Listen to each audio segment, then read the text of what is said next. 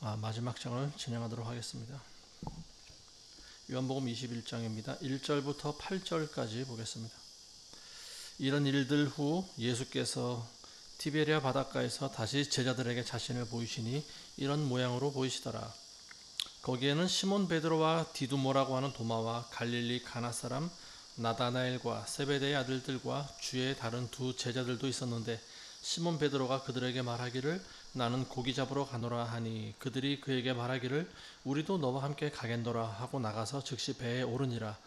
그들은 그날 밤 아무것도 잡지 못하더라. 이미 아침이 되었는데 예수께서 바닷가에 서 계시나 제자들은 그분이 예수이신 줄 알지 못하더라. 그때 예수께서 그들에게 말씀하시기를 자녀들아 너희에게 먹을 것이 있느냐고 하시니 그들이 대답하기를 없나이다 라고 하더라. 주께서 그들에게 말씀하시기를 그물을 배 오른편에 던져라 그러면 찾으리라고 하시더라. 그러므로 던졌더니 고기수가 많아서 그물을 끌어올릴 수가 없더라. 그때 예수께서 사랑하시던 제자가 베드로에게 말하기를 주시다라고 하니 베드로가 웃옷을 벗은 채로 있다가 주시다라는 말을 듣자 어부에 겉옷을 걸치고 바닷속에 뛰어들더라. 다른 제자들은 작은 배로 왔는데 육지에서 그리 멀지 않은 200규빗쯤 되므로 고기가 든 그물을 끌고 왔더라. 아멘. 자, 여기서 예수님께서 이제 디베랴 바닷가에서 세 번째로 모습을 나타내시는 그 장면이 나오고 있습니다. 근데 이때 그 바닷가에 이미 예수님의 제자들이 와서 고기를 잡고 있는 그런 상황인데요. 7명이 그때 바닷가에 모여 있었습니다. 12제자 가운데 몇 명을 제외한 거의 나머지가 그러니까 대부분의 제자들이 어부 출신들이었다라고 하는 것을 이제 알 수가 있죠. 베드로가 있었고요. 그리고 도마가 있었고, 그리고 갈릴리 가나 사람 나다나엘이라고 하는 사람이 있었고요. 그리고 또 세베대의 아들들. 세베대의 아들들이라고 하면은 이 책을 기록한 사도 요한이 있었고, 또 요한의 형제였던 야고보를 말하는 거죠. 그리고 다른 두 제자들이 더 있었다. 그래서 모두 7명이 이 베드로와 함께 고기를 잡고 있었던 그런 상황입니다.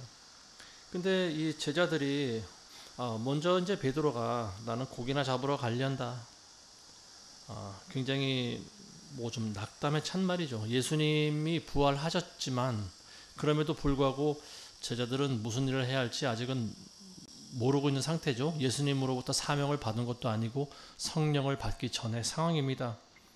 근데 예수님은 구체적으로 어떻게 하시겠다라고 하는 말씀을 안 하시고요. 제자들은 아무것도 갑자기 할 일이 없어진 그런 상황이죠. 그래서 모두 이제 고향에 돌아가서 베드로는 고기나 잡는 그런 신세가 됐었고 또 베드로를 따라서 다른 나머지 제자들도 같이 고향으로 내려와 있는 상황이었습니다. 자, 배에 올라타서 이제 밤새도록 고기를 잡는데 고기를 한 마리도 잡지 못했다. 이렇게 성경을 기록하고 있죠. 그래서 이제 다시 집으로 돌아가려고 배를 집 쪽으로 향하고 있는데 멀리서 보니까 물가에 해변에 한 사람이 보입니다. 예수님이 서 계셨는데 제자들은 그 사람이 예수님인 줄 몰랐다라고 하는 거죠. 근데 멀리서 예수님이 이렇게 소리를 치십니다. 자녀들아 너희에게 먹을 것이 있느냐. 그랬더니 제자들이 없습니다. 먹을 것이 없나이다. 그랬더니 이제 이 먹을 것이 있느냐라고 물으신 것은 고기를 한 마리라도 참 잡았느냐, 너희가 물고기가 있냐, 이제 이런 뉘앙스인 것 같아요. 근데 이 사람들이 어부들이 고기를 한 마리도 잡지 못했습니다. 우리에겐 고기가 한 마리도 없습니다. 그랬더니 예수님께서 그물을 배 오른편으로 던져라. 그러면 찾으리라. 이런 말씀하십니다. 제자들이 평생을 바닷가에서 살아왔던 잔뼈가 굵은 어부들인데 예수님의 누군지도 모르는 분의 말을 듣고 그물을 오른편으로 다시 또 던진 것도 좀 의아한 일이죠. 어쨌든 이 사람들은 다시 한번 용기를 내서 그물을 던집니다. 그물을 배 오른편에 던지는 것과 왼편에 던지는 것과 무슨 관계가 있을까요? 물속의 상황에서 보면은 그물을 배 오른편으로 던지나 왼편으로 던지나 똑같은 상황입니다. 그렇지 않아요? 물속에서 보면은 그물이 어, 굉장히 넓게 퍼져나가지 않습니까? 근데 오른편에 그동안 고기를 한 마리도 못 잡은 상황인데 이분이 이제 오른편으로 던지라고 하니까 제자들이 배의 오른편에다가 그물을 다시 한번 던진 겁니다. 자, 물속에 있는 상황을 보면은 물고기들이 배의 오른편 쪽에 몰려 있었다라고 하는 상황입니다. 물고기들이 그렇게 모여 있을 일이 거의 없잖아요. 미끼를 낚시를 할 때 같은 미끼를 던지거나 아니면 떡밥을 던지거나 하면은 고기들이 일순간 몰려들긴 합니다. 그렇지만 제자들은 집으로 돌아가고 있는 상황이었고요. 그리고 물고기들이 그렇게 몰려 있을 만한 상황은 아니죠. 근데 어쨌든 이 예수님의 말씀에 의거해서 그물을 던졌습니다. 그리고 끌어올리니까 너무 무거워서 끌어올리지 못할 정도로 그물이 무거운 거예요. 근데 그때 배는 점점 이제 해변가에 가까이 다가오고 있는 상황이고, 그때 예수님을 제일 먼저 알아보는 사람이 있었어요. 그게 바로 이 책을 기록한 요한입니다. 요한이 주다, 주시다 이렇게 외칩니다. 그랬더니 베드로가 우통을 벗고 있다가 예수님이 하는 소리를 듣고 주저없이 그냥 어부들이 걸치는 그 조끼 같은 그런 옷이 있어요. 그것만 걸치고 그냥 바닷속에 풍덩 뛰어듭니다. 그리고 헤엄쳐 가지고 예수님 발 앞에 나옵니다.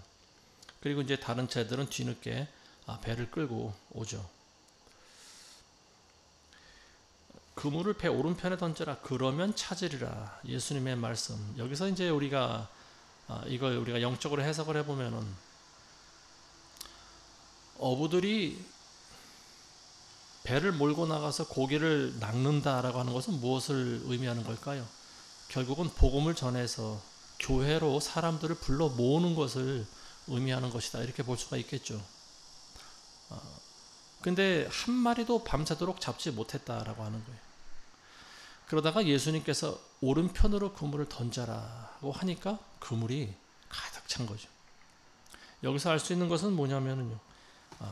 전도라고 하는 것이 마음대로 되지 않는다라고 하는 거죠. 복음을 우리가 전할 수가 있어요. 그렇지만 마음대로 되는 것이 아니죠.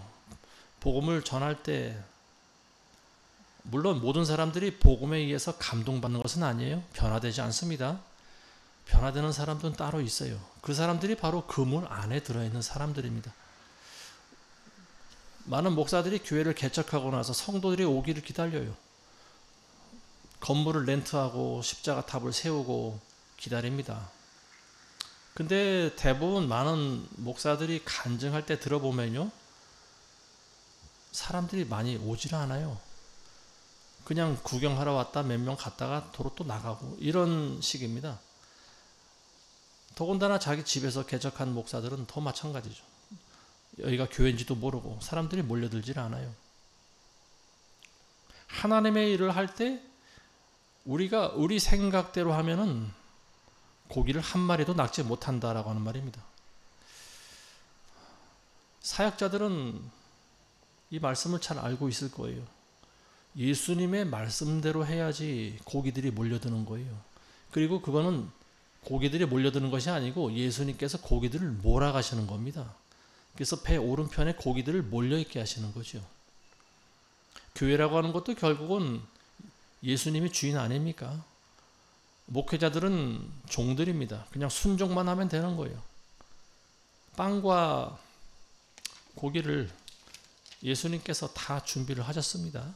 5,000명이나 되는 사람들을 먹일 만한, 그리고 12강줄이나 남을 정도로 식사를 준비하신 분은 예수님이에요. 종들이 하는 일은 뭡니까? 그걸 나눠주는 일만 하는 거죠.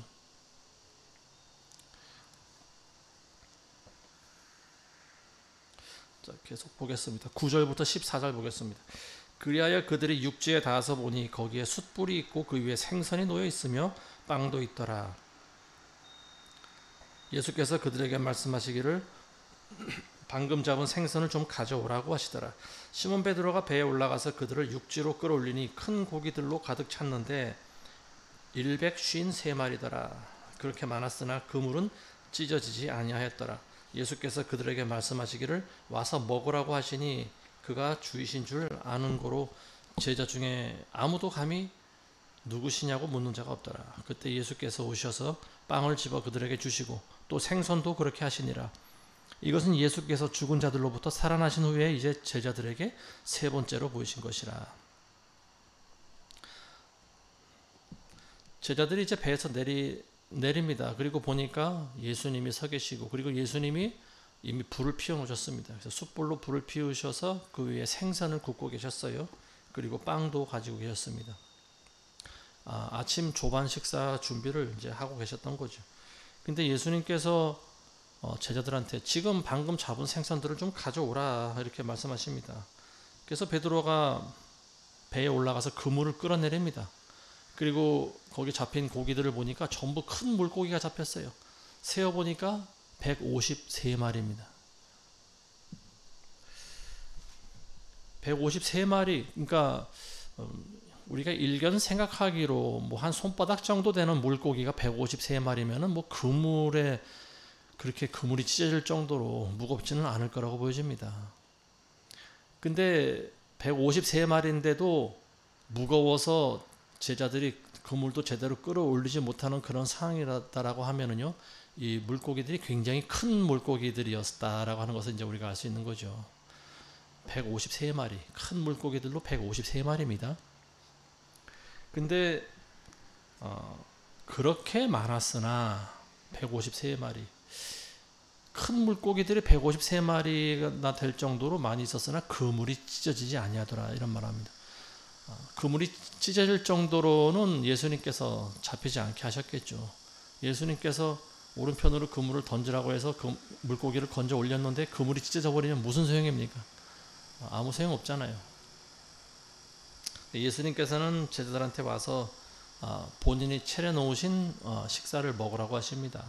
그랬더니 제자들이 아무 소리 못하고 와서 먹습니다. 빵도 먹고 또 생선도 먹습니다. 예수님이 집어서 제자들에게 먹으라고 주시는 거예요. 자, 이때 이제 이 디베리아 바닷가에 나타나셨을 때 예수님께서 제자들 앞에 세 번째로 모습을 나타내신 것이다. 이제 성경은 그렇게 기록하고 있습니다. 맨 첫 번째로 나타나셨을 때 이제 복음서에 보면은 먼저는 막달라 마리아에게 모습을 보이셨죠. 그리고 곧 따라 그날 저녁에 제자들 앞에 모습을 나타내셨고, 그리고 두 번째로 나타나셨을 때는 이제 도마까지 포함해서 같이 있을 때 예수님께서 한번 나타나시고, 세 번째로 나타나셨을 때가 바로 요때입니다. 제자들이 이제 모두 낙심해서 고향으로 내려가 있을 때 예수님께서 바닷가에서 그들을 맞이하십니다. 요때가 세 번째입니다. 그리고 그 이후로도 몇 번 더 나타나셨는지는 좀 몰라요. 근데 마지막으로 예수님이 나타나셨을 때가 언제일까요? 승천할 때죠. 감람산 그 어귀까지 가서 그 멀리 베다니를 바라보면서 두 손 들어서 그들을 축복하죠. 베다니에는 예수님이 사랑하시는 제자들이 살고 있었죠. 물론 그 제자들이 예수님과 함께 같이 있었을 수도 있었습니다. 나사로가 있었고요. 그리고 마리아와 마르다가 있었습니다. 그리고 또 베다니에는 또 다른 사랑하시는 성도들도 있었겠죠. 어쨌든 그 자리에 예수님이 승천하시는 자리가 바로 감람산 어귀였다라고 하는 겁니다. 그 다음에 15절부터 17절 보겠습니다. 그리하여 그들이 식사하는 동안 예수께서 시몬 베드로에게 말씀하시기를 요나의 아들 시몬아, 내가 이 사람들보다 나를 더 사랑하느냐고 하시니 그가 주께 말씀드리기를 주여 그러하옵니다. 주께서는 내가 주를 사랑하는 줄 아시나이다 라고 하니 예수께서 말씀하시기를 내 어린 양들을 먹이라고 하시니라. 예수께서 그에게 두 번째로 다시 말씀하시기를 요나의 아들 시몬아, 내가 나를 사랑하느냐고 하시니 그가 주께 말씀드리기를 주여 그러하옵니다. 주께서는 내가 주를 사랑하는 줄 아시나이다 라고 하니 예수께서 그에게 말씀하시기를 내 양들을 먹이라고 하시니라. 세 번째 그에게 질문하시기를 요나의 아들 시몬아, 내가 나를 사랑하느냐고 하시니라. 예수께서 그에게 세 번이나 내가 나를 사랑하느냐고 하시니 베드로가 상심하더라. 그리하여 주께 말씀드리기를 주여, 주께서는 모든 것을 아시며 내가 주를 사랑하는 줄 아시나이다 라고 하니 예수께서 그에게 말씀하시기를 내 양들을 먹이라고 하시니라. 자, 밥을 먹으면서 예수님께서 베드로에게 이렇게 물어보십니다. 요나의 아들 시몬아, 내가 나를 사랑하느냐? 이 사람들보다 나를 더 사랑하느냐?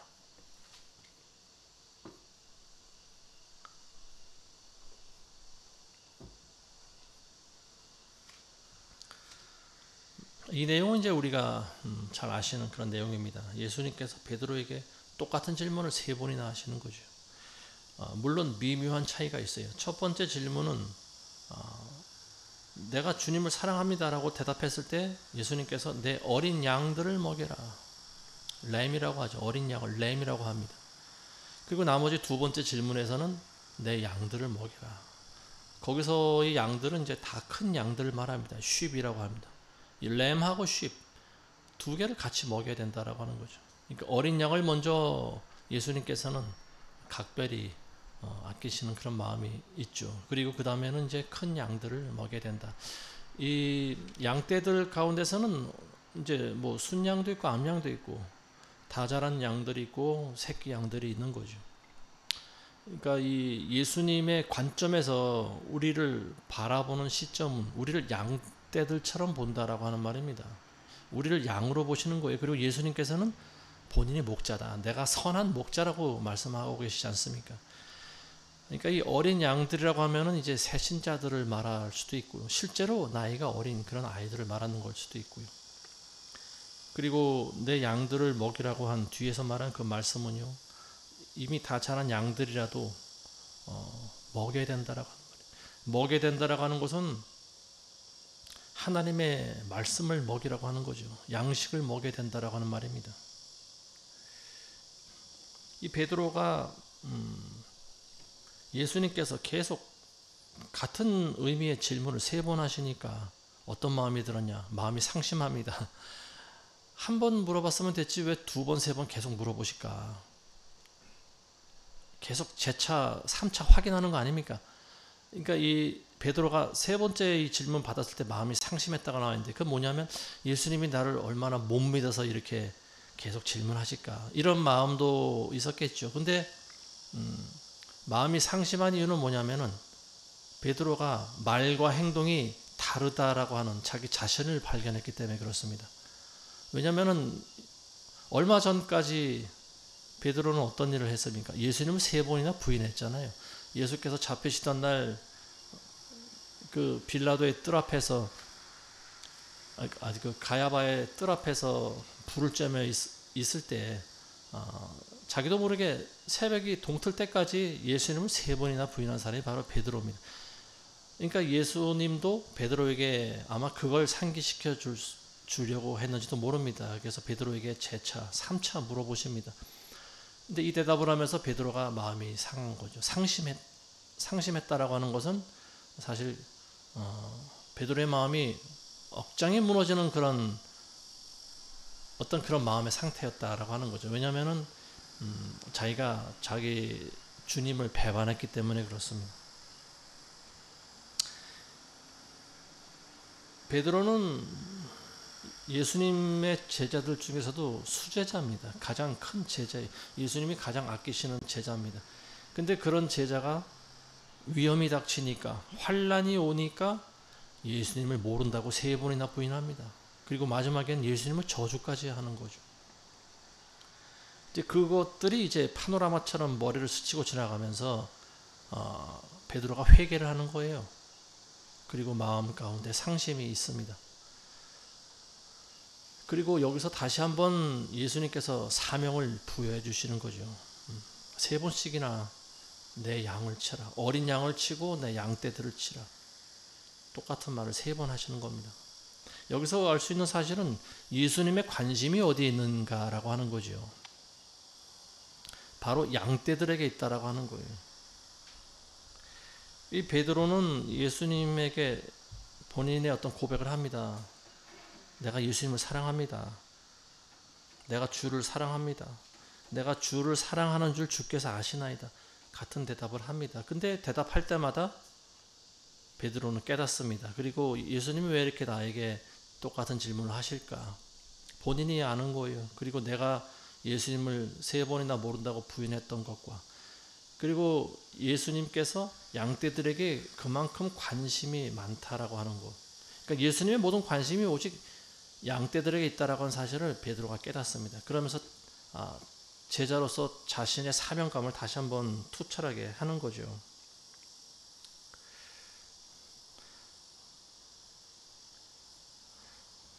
제 얘기를 잠시 드리자면요. 저희가 2016년도에 뉴질랜드에서 한국으로 왔는데요. 이제 햇수로 올해가 벌써 10년째 되는 해입니다.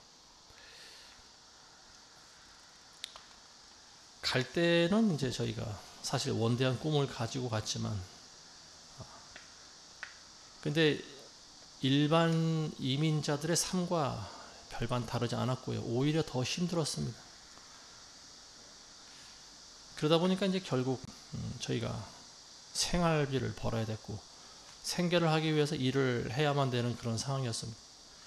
그런 와중에 뭐 여기저기 다니면서 식당에서도 한번 제가 나가서 일을 해보고요. 그리고 또 목수를 따라다니면서 일도 해보고. 근데 오히려 낭패를 보는 일이 더 많았습니다. 그래서 시작한 것이 이제 청소 일을 했습니다. 그래서 저희 부부가 둘이서 다니면서 청소 일을 했습니다. 그러면서 뭐 받은 돈을 가지고 렌트비를 내고요. 또 식료품을 사 먹고 하루 벌어서 하루 먹고 이렇게 살아갔습니다. 그렇게 3년이 지났어요. 3년이 지나니까 저는 베드로의 마음이 심정이 이해가 됩니다. 베드로가 다 때려치고 이제 고향에 가서 고기나 잡아야겠다. 저희도 어찌 보면 그런 마음이었는지도 몰라요. 목사고 뭐고 목사 한 수 받은 사람이면 뭐하냐. 일반인들보다도 못하다. 오히려 목사라는 타이틀 때문에 오히려 세상 일도 못하고, 결국은 이제 세상 일을 하면서 생계를 꾸려나가게 됐는데, 이제 청소 일을 하면서 이 집 저 집 다니면서 남의 집 청소, 변기통도 닦아주고 바닥도 쓸어주고 하면서 청소를 해주면서 그걸로 먹고 살았습니다. 이제 그러기를 한 3년 지나니까 이제 그게 좀 몸에 인이 배겼어요. 그래서 이제 웬만한 집 청소 정도는 이제 뭐 한두 시간이면 너끈히 해버리고, 그래서 우리는 청소회사를 차려서 조금 더 돈을 많이 벌어야 되지 않을까, 뭐 이런 생각을 하면서 지냈습니다. 근데 청소를 그때만 이제 그러다 보니까 목회를 해야겠다라고 하는 생각은 까맣게 잊어버렸어요. 목사고 뭐고 이제 다 때려치우자.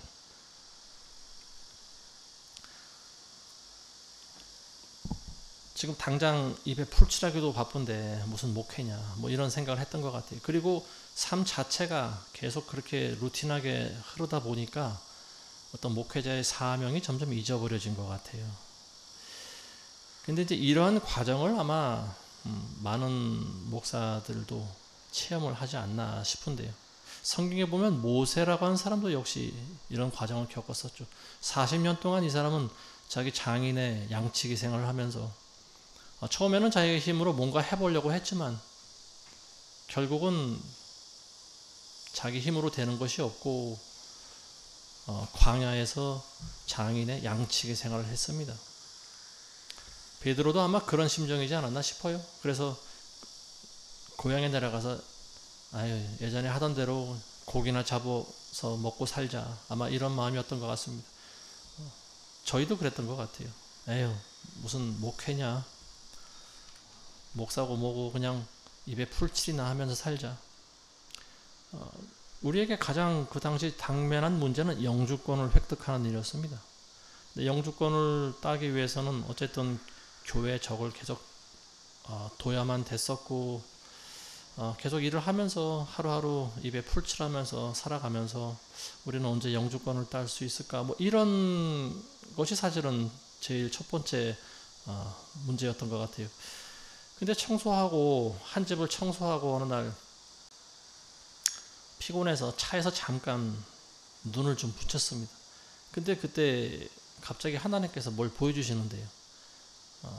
제가 이 간증을 아마 여러 번 했던 것 같아요. 근데 뭐 다시 한번 또 말씀드리겠습니다. 못 들은 분들을 위해서.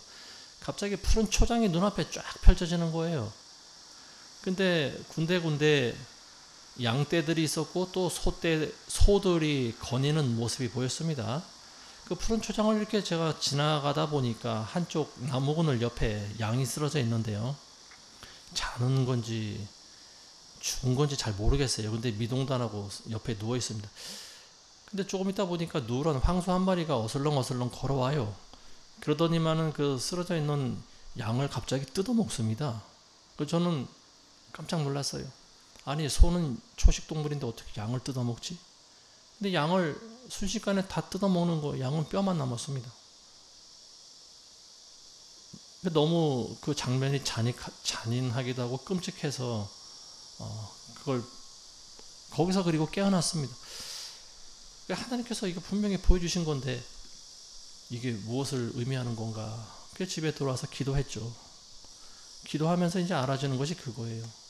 성경에서 항상 우리 성도들, 교인들을 하나님께서는 양떼로 비유하지 않습니까? 그리고 예수님께서는 본인이 선한 목자가 되시고, 우리들은 예수님의 양떼들입니다. 근데 그 양떼를 소가 잡아먹는다. 소라고 하는 존재가 누굴까? 소는 다름 아닌 주의 종들입니다. 이 주의 종들이라고 하는 사람들이 양을 잡아먹고 있다라고 하는 거죠. 굉장히 끔찍한 현실이었습니다. 그리고 그 이후부터는 그 예수님, 하나님께서 저에게 보여주신 그 환상이 머리에서 떠나가질 않는 거예요. 그러면서 우리가 어떻게 해야 되지? 이런 상황 가운데서 지금 분명히 우리에게 어떤 메시지를 주고 계시는 건데 우리가 여기서 계속 청소만 하고 있어야 될까? 그게 아니다라고 하는 거죠. 그래서 결론을 내렸습니다. 예수님께서 보여주신 메시지는 우리가 해석한 바로는 이랬어요. 교회 안에 있는 양떼들을 잡아먹는 목회자들이 있으니까 양떼를 깨워야 된다. 잠자는 양떼들은 결국은 목회자들에게 먹힌다라고 하는 거죠. 그래서 교회 안에 있는 성도들, 교회 안에 있는 교인들을 깨우기 위해서 다시 한국에 왔습니다. 저희는 그게 사명이라고 믿었고요. 그리고 지금까지 만 9년 동안 그 일을 해왔습니다.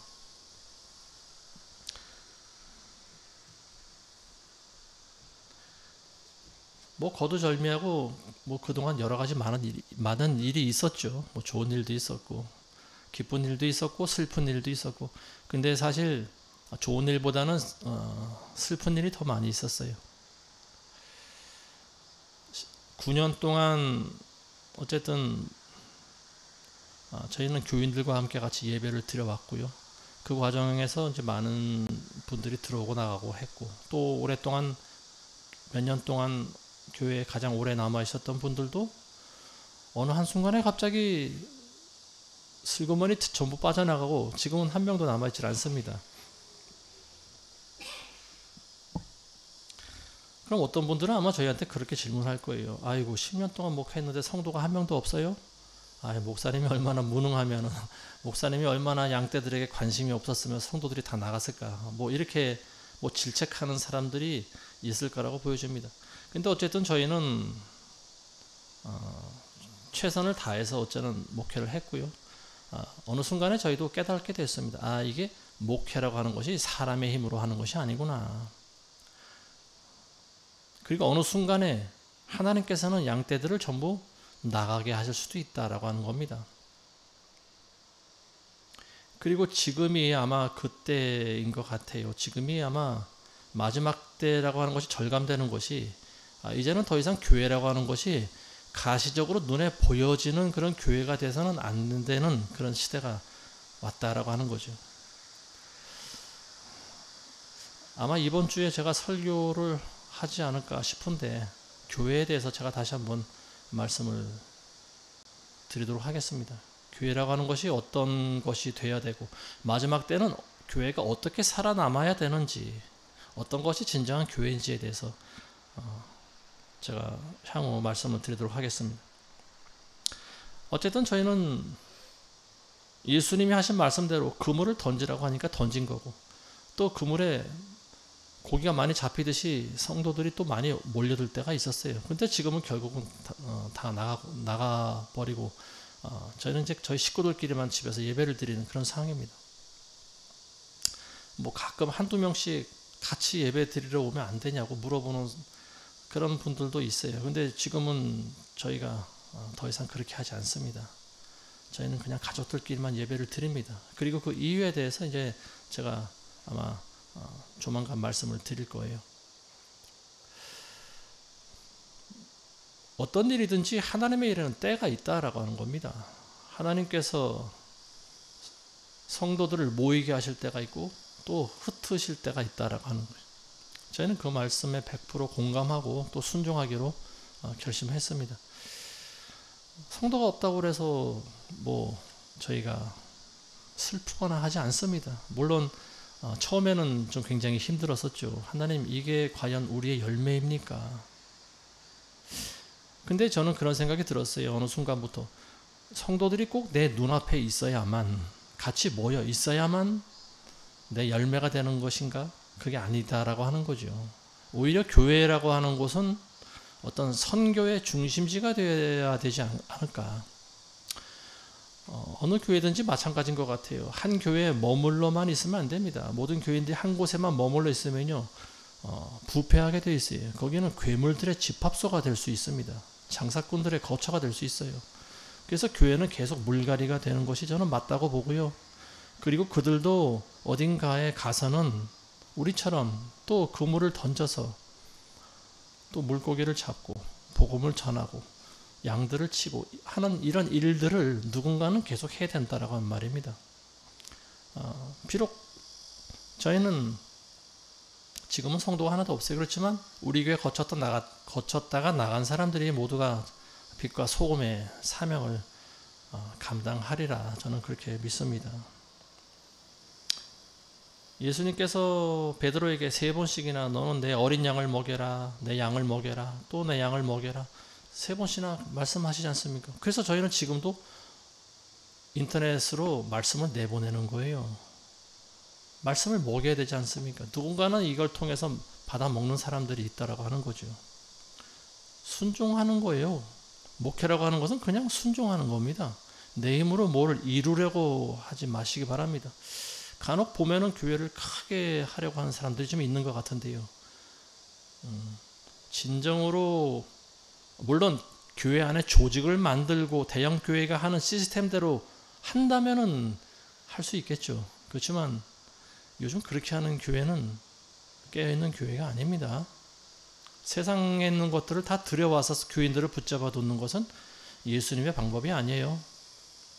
그리고 어쨌든 있는 그대로 순수한 목회를 하다 보면 교인들은 들어왔다 나가게 돼 있습니다. 오히려 그게 더 자연스러운 현상이라고 봐요, 저는.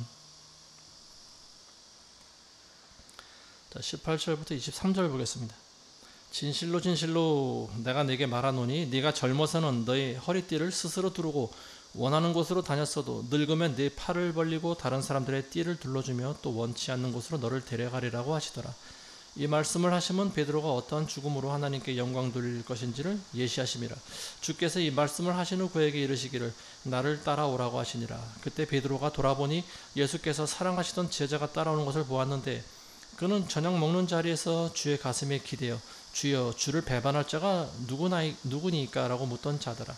베드로가 그를 보고 예수께 말씀드리기를 주여 이 사람은 어떻게 되겠나이까? 라고 하니 예수께서 그에게 말씀하시기를 내가 올 때까지 그를 머물게 하고자 한들 그것이 너와 무슨 상관이냐? 너는 나를 따라오라고 하시니라. 그리하여 이 말이 형제들에게 퍼지니 그가 죽지 아니하리라는 것이더라. 그러나 예수께서는 그가 죽지 않을 것이라고 말한 것이 아니라 내가 올 때까지 그를 머물게 하고자 한들 그것이 너와 무슨 상관이냐고 한 것이더라. 18절에 보시면 예수님께서 베드로에게 이런 말씀하십니다. 네가 젊었을 때는 네가 스스로 허리띠를 두르고 원하는 곳으로 다녔지만 늙으면 네 팔을 벌리고 다른 사람들이 띠를 둘러주며 또 원치 않는 곳으로 너를 데려가리라. 베드로가 어떻게 죽을 것인지에 대해서 예수님께서 말씀하신 것이죠. 예수님께서 베드로가 늙으면 이제 사람들이 네 팔을 벌리고 그리고 네가 원치 않는 곳으로 너를 데려갈 것이다. 원치 않는 곳은 죽음의 장소죠. 형장입니다. 사형장이죠. 팔을 벌린다라고 하는 것은 십자가의 형틀에서 죽임을 당할 것이다. 우리가 이렇게 상상해 볼 수가 있습니다. 물론 성경에 기록되어 있지는 않습니다만은 그 유대인들의 전승에 의하면은요 베드로가 십자가에 달려 죽었다라고 기록되어 있습니다. 근데 똑바로 십자가에 매달린 것이 아니고 머리하고 발이 거꾸로 뒤집혀져서 역십자가에 매달려 죽었다 이렇게 기록되어 있습니다. 뭐 크리스마스 때마다 우리가 코바디스라고 하는 영화를 상영하는데 거기 보면 베드로가 머리가 밑으로 향한 채로 십자가에 매달려서 죽임을 당하죠. 근데 이제 식사를 마치고 나서 베드로한테 예수님께서 나를 따라오라 이렇게 말씀하십니다. 예수님이 어디 가셨는지는 몰라요. 근데 제자들이 베드로가 예수님의 바로 뒤에 붙어서 가고 그 뒤를 요한이 따라갑니다. 근데 요한이 주님의 뒤를 따라가면서 뒤를 돌아다 보니까 요한이 자기를 따라오는 거예요. 그래서 베드로가 예수님한테 이렇게 물어봅니다. 예수님, 저 사람은 어떻게 되겠습니까? 그랬더니 예수님께서 너는 상관할 필요가 없다. 저 사람이 어떻게 되든지 너는 상관하지 말라 이런 말씀하십니다. 너는 나를 따라오라. 이 목회자들은 다른 사람이 어떻게 되는지 다른 사람의 관심을 가질 필요가 없다라고 하는 말입니다. 목회자들이 보면은 되게 롤 모델로 삼는 목사들이 있어요. 우리나라의 초대형 교회를 목회한 그런 목사들이 좀 있죠. 그런 분들을 롤 모델로 삼는 것 같아요. 나도 저렇게 돼야지. 근데 예수님은 그를 상관하지 말라고 하는 거예요. 너는 저 사람이 어떤 목회를 하든지 그리고 어떻게 살아가든지 너는 나를 따라오기만 하면 된다라고 하는 말입니다. 각자에게 주신 사명이 전부 달라요. 그리고 맡겨주시는 양떼들의 그 그릇이 전부 다릅니다. 모두가 다 똑같은 목회를 할 수 있어요. 어떤 사람은 많은 양떼들을 거느릴 수 있고요. 어떤 사람은 또 양 한 마리 가지고도 또 목회하는 사람도 있습니다. 각자가 사명이에요.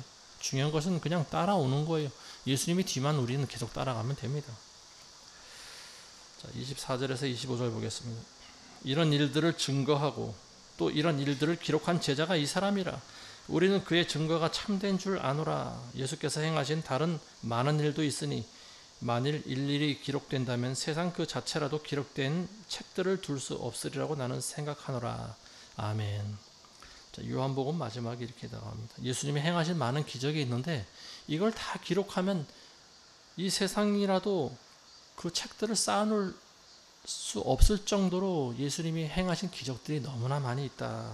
그렇게 그 말로 이제 요한복음을 마치고 있습니다.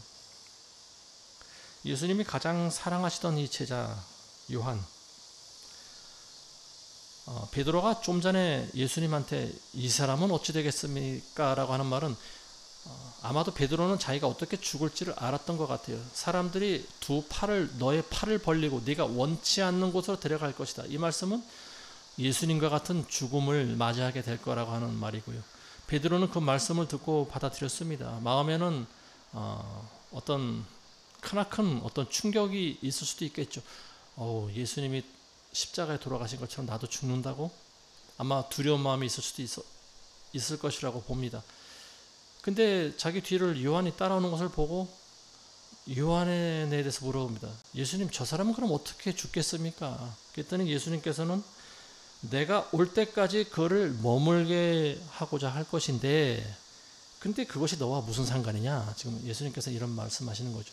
내가 올 때까지 그를 머물게 하고자 한다. 그를 머물게 하고자, 즉 살려둔다라고 하는 말입니다.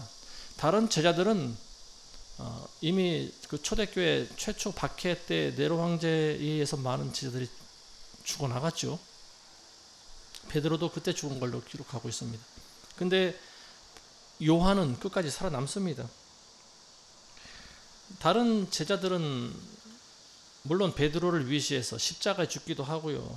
또 칼에 죽기도 하고 몽둥이에 죽기도 하고, 베드로의 동생이었던 안드레도 십자가에 달려 죽었는데 십자가 모양이 일반 그 십자가가 형태가 아니고 그 X자 형태 십자가에 매달려 죽었다 이렇게 또 기록이 되어 있죠.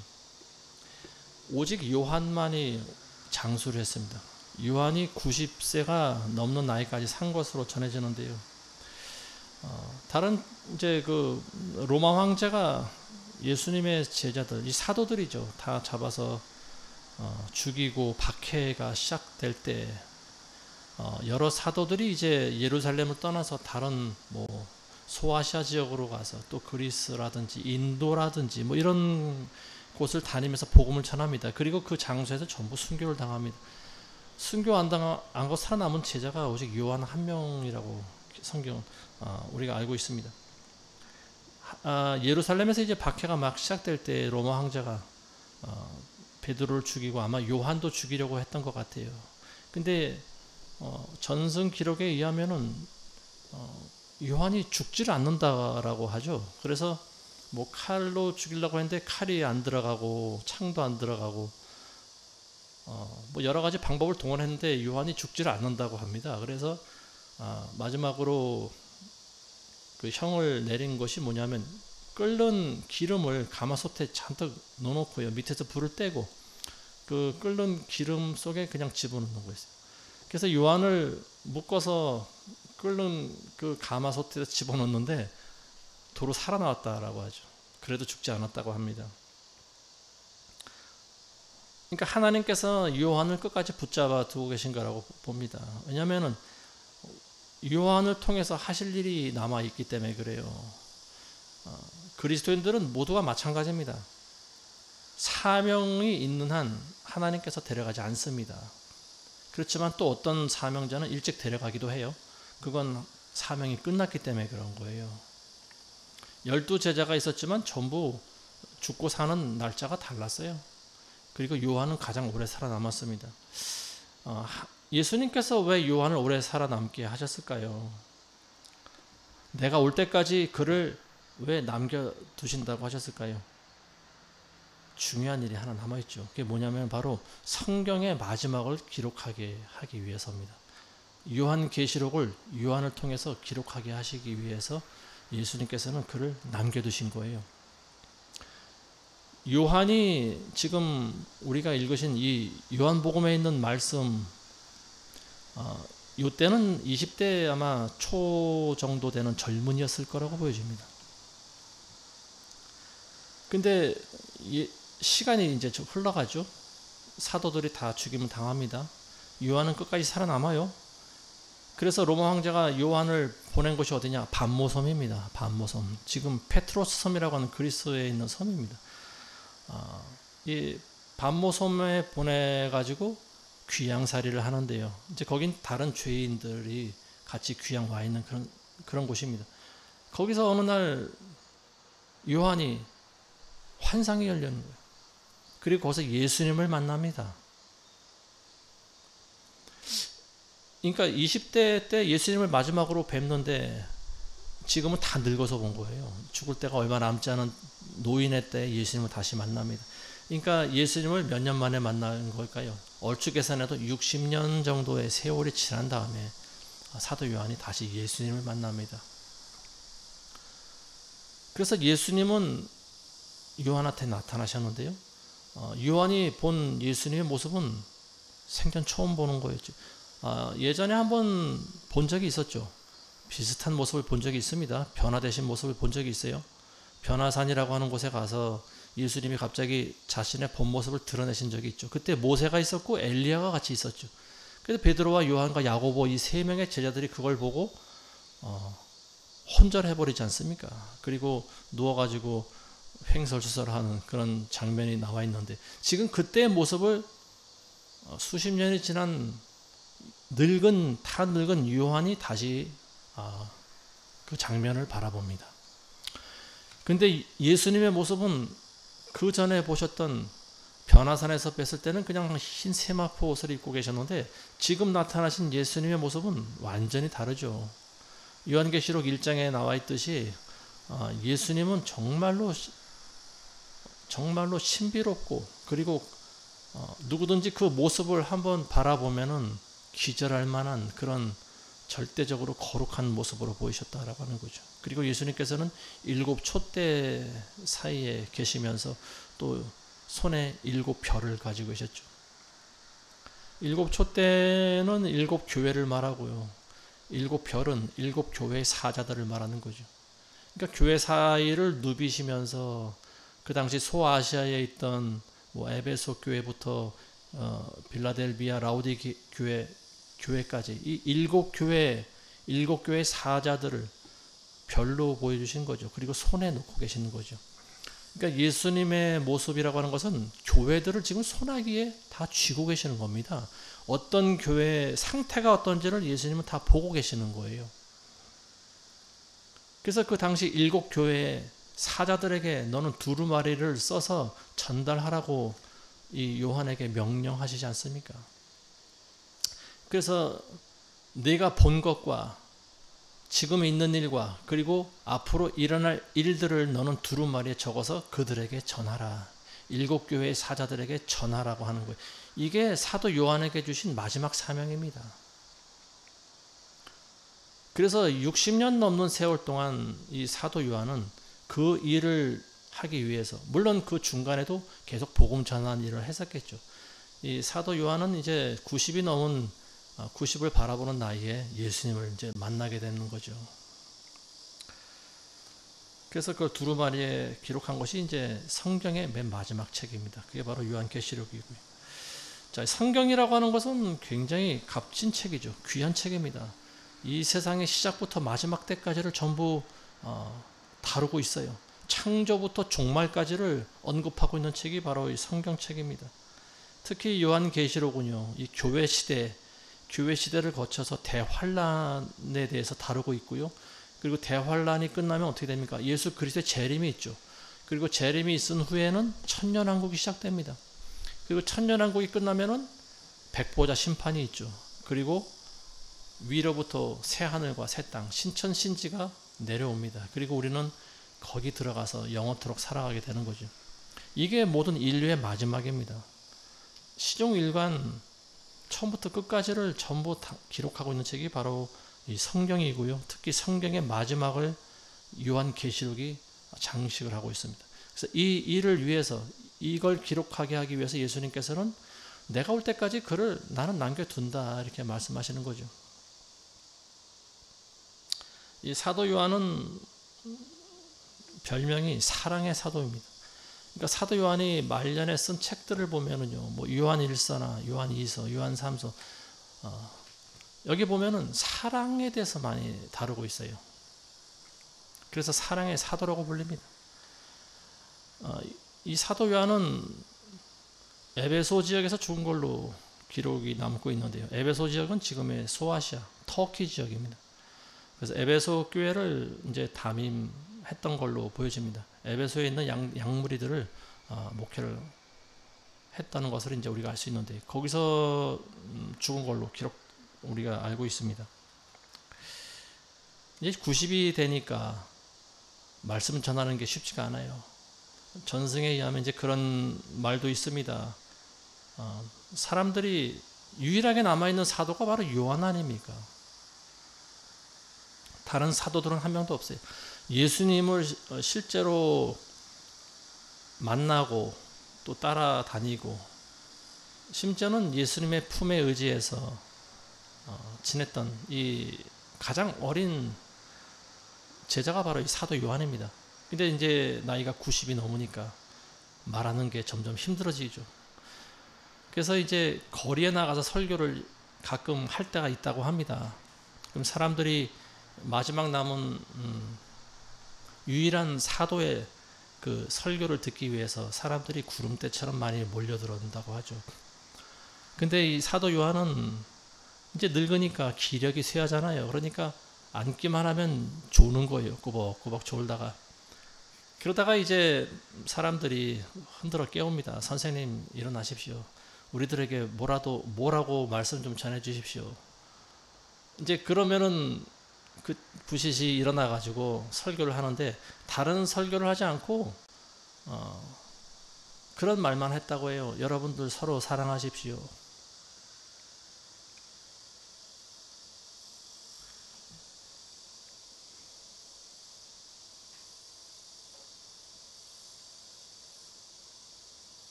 예수님은 우리에게 다른 걸 가르쳐 주시지 않았습니다. 여러분들 오직 서로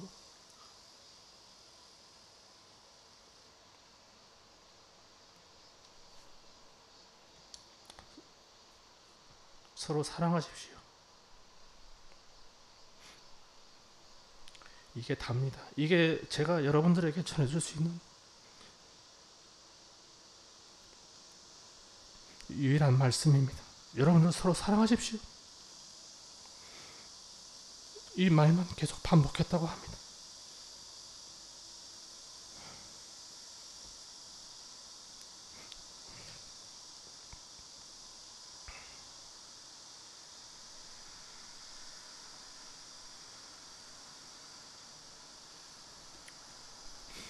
여러분들은 예수님을 죽도록 사랑하셔야 됩니다.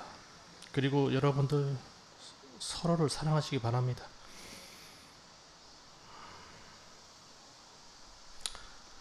성경의 모든 메시지가 그거예요. 예수님을 나타내고 있고 예수님이 하신 말씀이 사랑입니다. 그래서 이 사도 요한은 하나님은 사랑이시라고 그랬어요.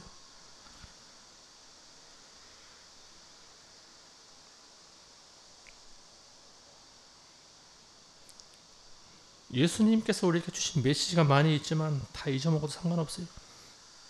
사랑만 기억하시기 바랍니다. 예수님은 사랑이십니다. 예수님께서는 여러분들을 사랑하십니다.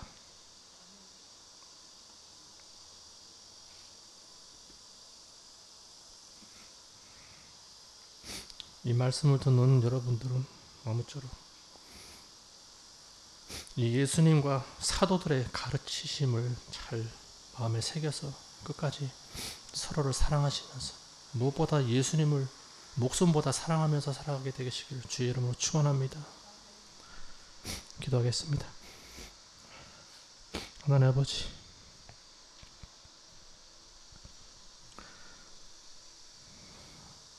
저희는 죄인입니다. 너무나 부족합니다. 서로를 사랑하지 못합니다. 말로만 사랑한다고 하지만 실제로 사랑하지 못합니다. 아버지, 저희를 용서해 주옵소서.